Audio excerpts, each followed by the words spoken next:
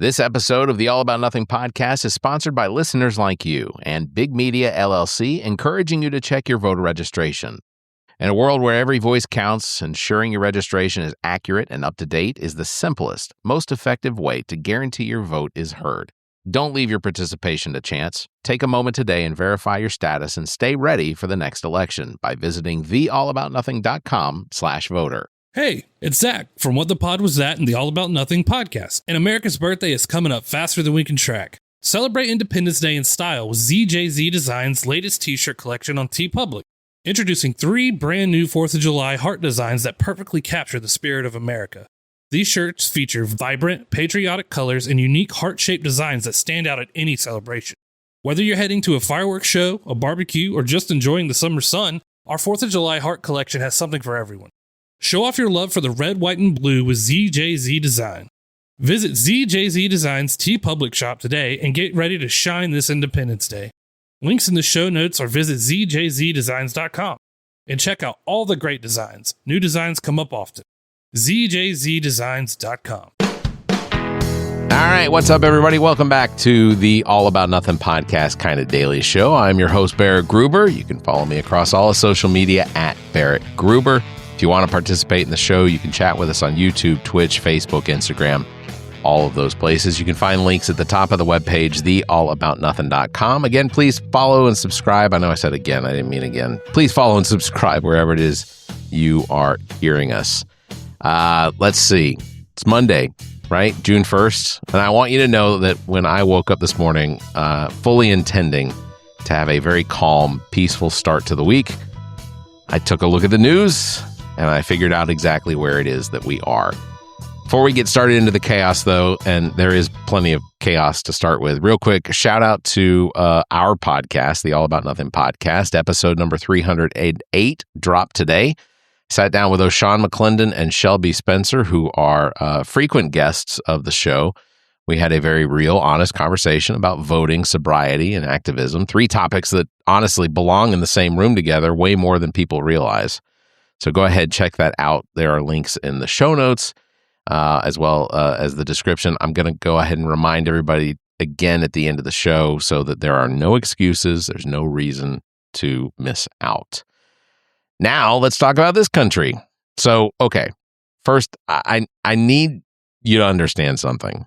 So, the Great American State Fair, a 16-day event on the National Mall organized to celebrate America's 250th birthday, has completely collapsed in terms of its entertainment lineup. And here is the truly beautiful part. It doesn't even start until June 25th. That's insane to me. We're 3.5 weeks out. The thing hasn't even opened yet, and it's already a pile of rubble with a MAGA hat on top, right? So here's the backstory. The event is organized by a group called Freedom 250. It is a White House established initiative tied directly to the Trump administration. Now, on paper, the concept isn't offensive. Patriotic fair on the mall, all 50 states bringing exhibits. It's a little bit of culture, a little music, celebrate the country. Michigan is apparently bringing a mechanical milking cow. And I want you to sit down for a second. We are celebrating 250 years of American innovation and democracy. And Michigan said, you know what represents us? A robot cow. I respect it, honestly. At least Michigan showed up with an answer. So last Wednesday, Freedom 250 dropped their first wave of concert performers. And let me just read this lineup to you. And I want you to hear all of it in its full glory. All right. Martina McBride. I have met her in my past working in radio. Very lovely human being. Never actually even occurred to me that she was political in any way. I mean, it's been 25, almost 30 years, but incredibly lovely human being. Very kind. Bret Michaels from Poison, the Commodores, Morris Day and the Time, Young MC, Flo Rida, Vanilla Ice, CNC Music Factory, and Milli Vanilli. Now, I'm not going to clown the artists too hard, because here's the thing. They didn't want to be there either. Okay. Within 24 hours, most of them had already been out the door. Here's what's happening, though. The majority of these performers say they were flat out misled. They thought they were signing up for a nonpartisan celebration of the country's birthday, like a big state fair, not a Trump event. Martina McBride even posted on her Instagram saying she was presented with an opportunity to perform at a nonpartisan event, but that turned out to be misleading. She said things started changing once she looked closer at what she actually agreed to. And look, I want to be clear, Martina McBride is not exactly the leftist radical. I mean, she's not. She's a country star. She performed at state fairs her whole career. If Martina McBride is saying, wait a minute, this is too political for me, that tells you something about how politically charged this event actually is. Bret Michaels, frontman for Poison, a guy who has been openly friendly with MAGA politics, he even pulled out, citing divisiveness and safety concerns. Bret Michaels, safety concerns at basically his own party. Sir, right? Young MC said the performers were never told about any political involvement, and then they bounced. By the end of the week, 6 of the 9 announced performers had withdrawn. The remaining acts still scheduled are Vanilla Ice, Flo Rida, and in a legally complicated maybe CNC Music Factory. So the lineup for the Great American 250 Birthday Concert is currently Vanilla Ice, Flo Rida, and a hard question mark. America is 250 years old, and this is what we've got. Now this is where it goes fully absurd. Trump posted on Truth Social over the weekend and suggested that they should just cancel all of the music entirely. He called the performers overpriced singers who nobody wants to hear and literally said, quote, cancel it. The President of the United States told the organizers of his own event to cancel it. And then in the very next breath, he suggested that he should take the stage instead. He described himself as the man who gets much larger audiences than Elvis in his prime without a guitar. Without a guitar. He just volunteered to replace the entire concert lineup with himself standing on stage without a guitar. And Freedom 250 confirmed it. Trump will personally headline the opening ceremony. So just to recap the full arc here, they planned a nonpartisan concert. It turned out to be partisan. The artists quit. The president calls them losers. The president canceled the concert. The president became the concert. That is not event planning. That is a hostage situation where the hostage taker also books the venue. Now, important context, because there is real confusion out there. There are 2 separate organizations doing 250th anniversary events. America 250 is the nonpartisan, Congress-established commission that's planning and been planning community events all over the country for years. They have been planning this for more than 8 or 9 years, like 10 years. Freedom 250 is the White House initiative doing the mall events. Several of these artists apparently thought they were performing for America 250. They were actually booked through Freedom 250.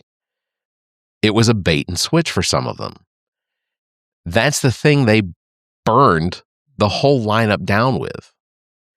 And Freedom 250 is also, by the way, organizing a UFC fight on the White House South Lawn, which we're going to talk about. And I need to say something before I get started into this segment, because I am a person of nuance and complexity, okay? The UFC White House fight card on paper is actually a decent card from a pure sports standpoint. And I want to acknowledge that the main event is Topuria versus, and I know I'm going to get the name wrong, but I'm going to say it anyway, Gathia? I don't know. For the lightweight title. I'm just going to be completely honest with you. I don't know anything about UFC. I have a hard time watching people kick each other in the nuts and not feel it. So it's difficult for me to have a lot of sympathy for the UFC thing. There's an interim heavyweight championship fight between Alex Pereira and Syria Gain. I'm saying these names wrong. I realize that. Those are actually real fights. Those are real athletes. If this card was announced at a normal venue, fight fans would probably be excited about it. But it's not a normal venue. It's the South Lawn of the White House on June 14th, which is also, by the way, Donald Trump's 80th birthday. This is the first president in history to reach the age of 80 this early in his presidency. Just pointing that out for anybody that feels like Biden was older, which Biden is in age older, but Donald Trump is older at this point in his presidency than Biden was at this point in presidency. Dana White and Donald Trump cooked up all of this together, which means this isn't just a sporting event. It is a birthday party that also has a UFC card or a UFC card that is also a birthday party. Nobody's really fully sure which one is the main event. Now the drama.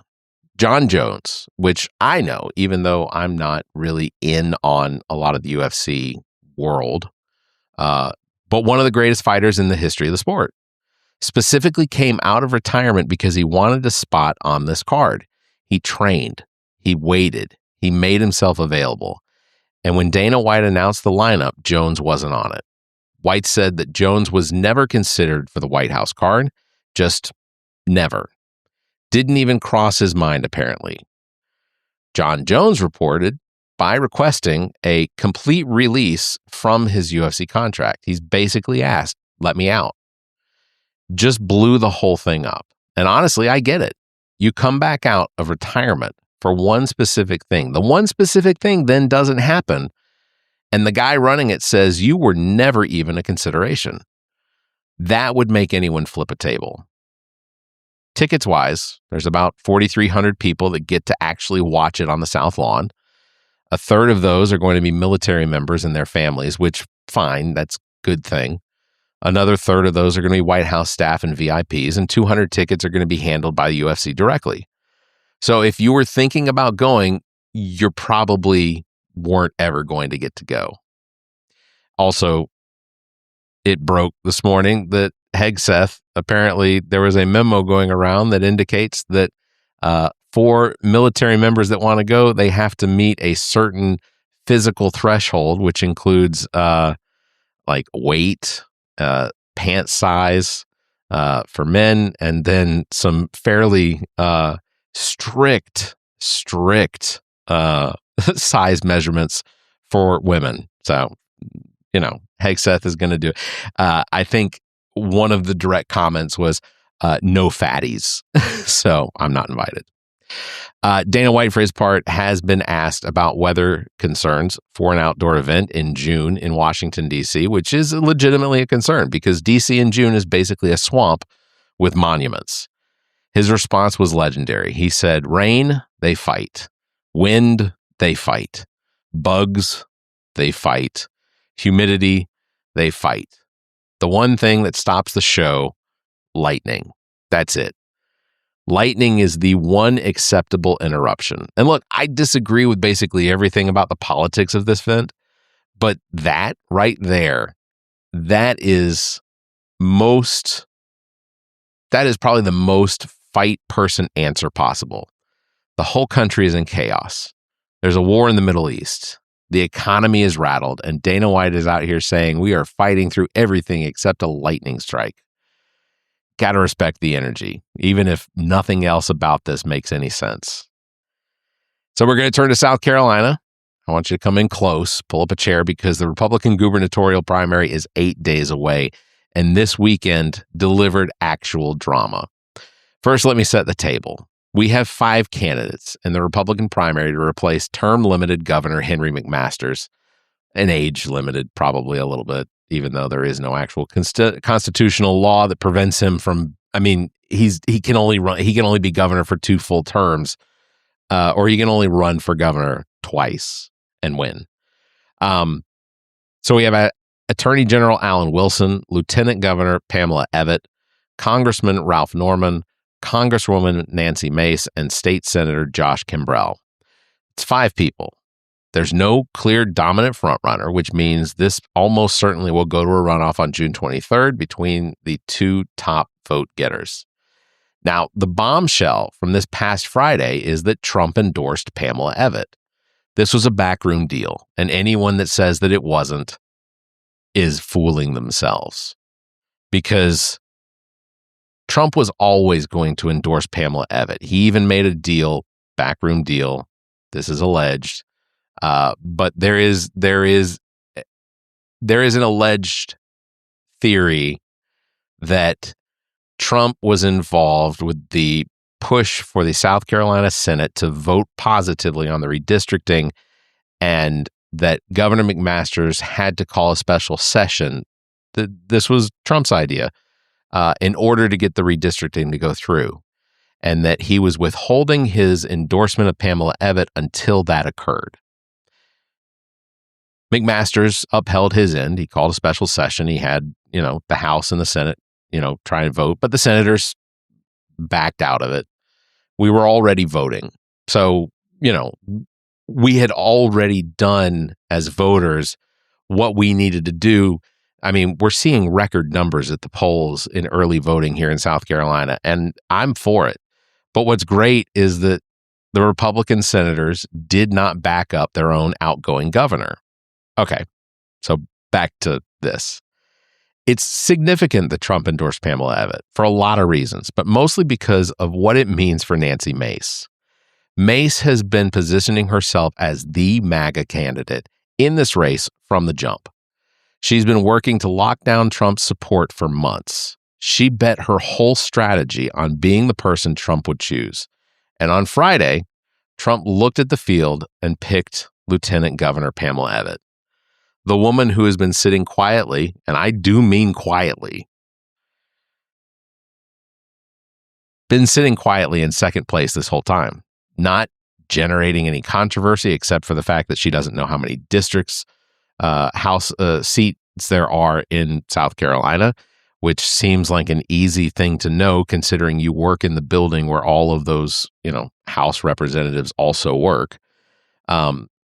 She's kind of just been running steady, methodical, barely campaigning as far as I'm concerned. Mace posted on social media calling herself the Iron Lady after the endorsement news dropped. And I appreciate the spirit. I really do. But I got to be honest with you. Calling yourself the Iron Lady the same day Trump picks someone else over you, it's a very specific kind of defiance. It's like getting cut from the team and walking back onto the practice field, bold, possibly unhinged, but definitely bold. She also is framing herself as the anti-establishment candidate, even though she is a sitting member of Congress who is, until very recently, was trying to get the approval of the most powerful Republican in the country. And I'm not saying the messaging doesn't work. I'm just saying it's a lot to hold at one time. Now, here's what I've been noticing, and you may have noticed it too if you watch TV locally here in South Carolina. There are virtually no Nancy Mace ads on the air right now, but there are plenty of ads that attack her. A secretive Virginia-based group dropped over $1 million on attack ads against her just in the last month of May. She's being hit from outside groups, from rival campaigns, from multiple directions, and she's not matching that air presence with her own counter messaging. In a race this close, she's basically going dark on advertising, and we're in the final stretch of this very dangerous play. Alan Wilson is still in this. Alan Wilson, he is the four-time Attorney General, credited, credentialed, methodical. He has been very careful not to get pulled into the Mace drama, but his numbers have been slipping as the field consolidated around other candidates. Ralph Norman is still kind of in the mix. He's polling slightly ahead of Mace in most recent numbers. Josh Kimbrell is running out of runway. Here's my honest read on this. The Republican primary for governor of South Carolina, 8 days out, is a race between Pamela Evette, who just got the most powerful endorsement available despite the fact that he is dementiated to all shit, and a field of candidates trying to figure out how to respond. The question of whether Mace's defiant, anti-establishment energy survives Trump's snub in the next 8 days is genuinely one that is more interesting politically than anything I've seen in the state lately. I will tell you this as a progressive. None of these candidates represent what I'd want for South Carolina. But I believe firmly in having an informed electorate. And I believe in people participating in their own governance. Whatever the primary puts in them, or whatever primary turns out, we will talk about it more as the early voting continues. And then, of course, primary day is June 9th, which is next Tuesday. And we will do an episode on Wednesday after the primaries.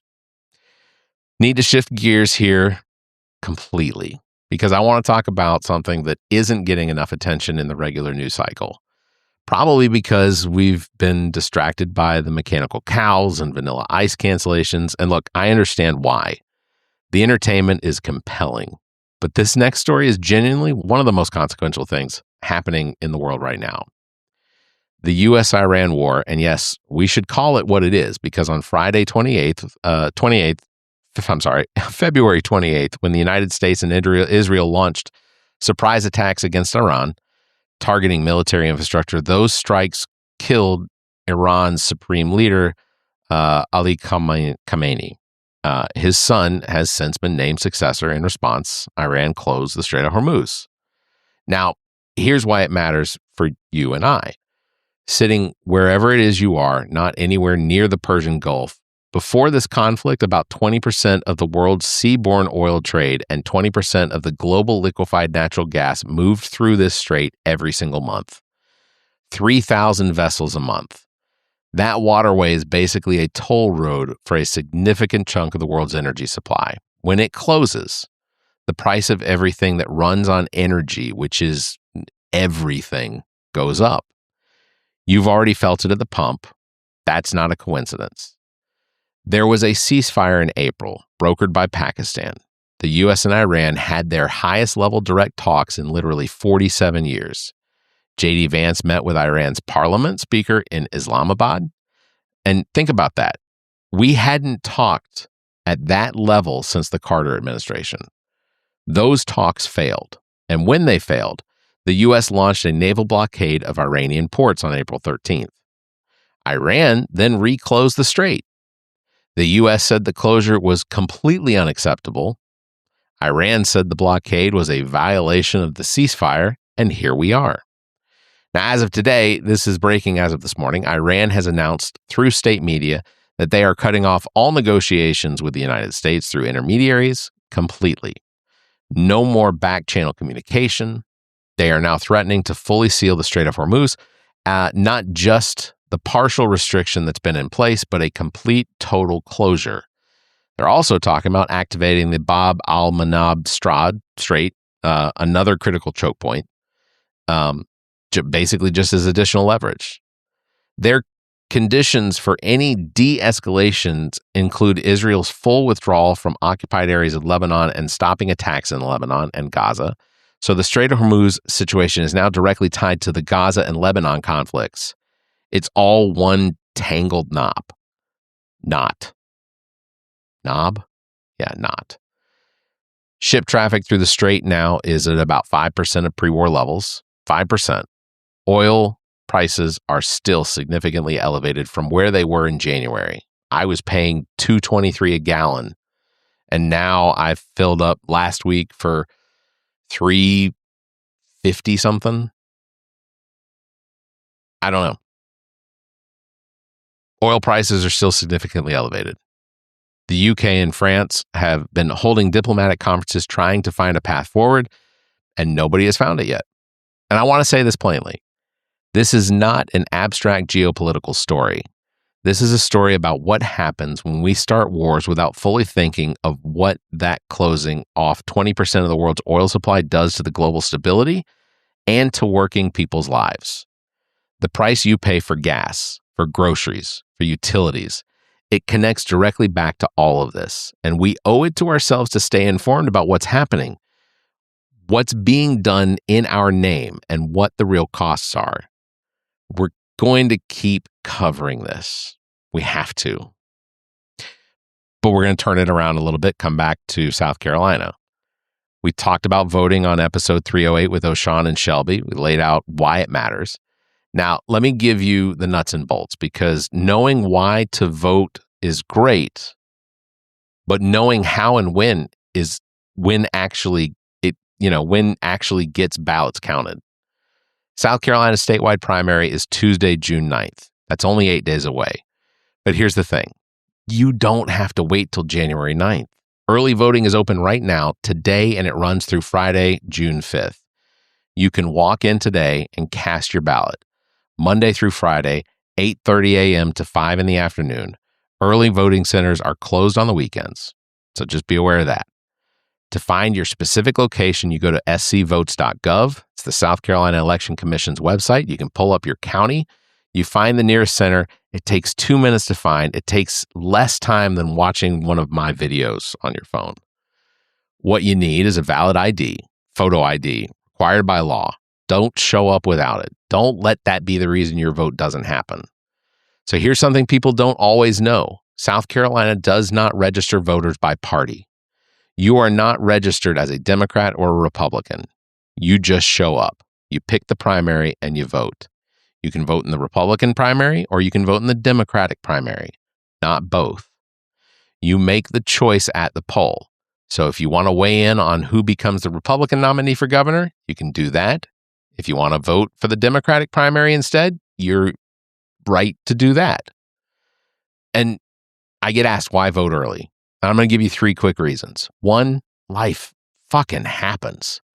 Election day, something comes up. Your car won't start. You can't get out of work. You oversleep. Early voting gives you a 2-week window to work around life. Second reason, early voting lines are almost always shorter than election day lines.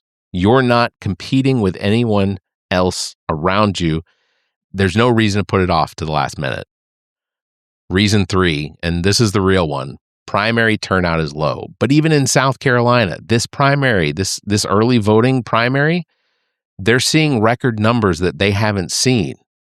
And we're above what voted in 2024. And today is Monday. There are 4 days left after today. That means your vote counts more. In a 5-person race, where the difference between making the runoff and not making the runoff could be a few hundred votes in your county, every single vote is amplified. So go to scvotes.gov, find your location, go this week, tell somebody else to go this week. That's how it works. And look, I know some folks feel like there's nobody on the ballot that they're truly connected to. They're not excited about. And I hear that, okay? I do have several candidates that I am excited about, one of them being Dr. Jermaine Johnson. I want to see him make it through this primary and be the nominee for the Democratic Party for governor. I think he by far stands out as one of the best candidates that I've seen since I moved here to South Carolina. I think that he would represent and he would govern the state of South Carolina, not just for the Democrats, but he would govern it for all of the people in South Carolina because he has a history of working with Republicans on legislation. He's not evil. He's not ever done anything to give anyone the impression that he has something to gain from being governor for the Democrats. He will be the governor for everyone. And I think everyone that's listening to this should take a hard look and really, really give consideration to voting for Dr. Jermaine Johnson. It's not an endorsement because I have a history of not endorsing very well, but I think Dr. Jermaine Johnson's fantastic. All right. I'll say, don't be disengaged, okay? If you become disengaged, it just means other people make decisions for you. So show up, make the count, make the vote, let your voice be your voice. I said a lot, but that is going to wrap it up for today's Kind of Daily show.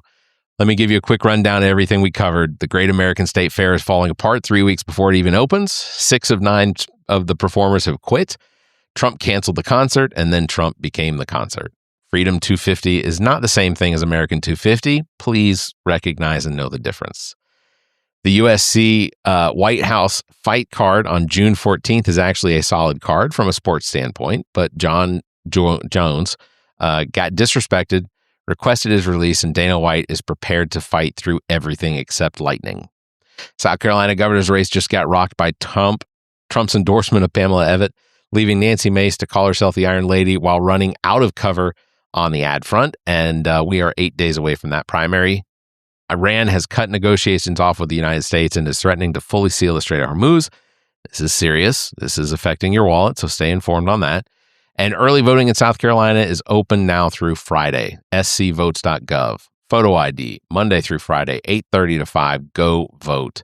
The primary is next Tuesday if you don't get a chance to vote early. One more time before I'm out, episode 308 is live today. Me, O'Shawn McClendon, and Shelby Spencer talking about voting, sobriety, and activism. It is real. It is honest. It is the kind of conversation that needs to happen more often. You can find links in the show notes. Tune in next week. Well, I'll be back Wednesday. I think I'll be back Wednesday. But tune in next week because part 2 of that conversation with O'Shawn and Shelby is coming up. We went deeper. You want to be there for it. So thank you very much for rocking it with me tonight. Stay informed, stay engaged. Please also thank you for watching. Thank you for listening. Don't forget you can follow me at Barrett Gruber across all social media. Thank you for liking and hitting that bell. And if you can, give us a 5-star review and leave a comment. Until next time, you all stay safe, be kind, and keep your hands to yourself. The preceding podcast is solely owned by the host or hosts and is distributed by Big Media, LLC. Copyright 2026. Well, you've made it to the end. You survived the rambling, the tangents, and whatever nonsense we just subjected your ears to. Congratulations. Now that your brain is sufficiently scrambled, how about doing something productive for democracy? Before you go off to forget everything you just heard, do yourself a favor and double-check that your voter registration is actually legit at theallaboutnothing.com/voter. It's about the only way to make sure your vote counts, even if your taste in podcasts is questionable.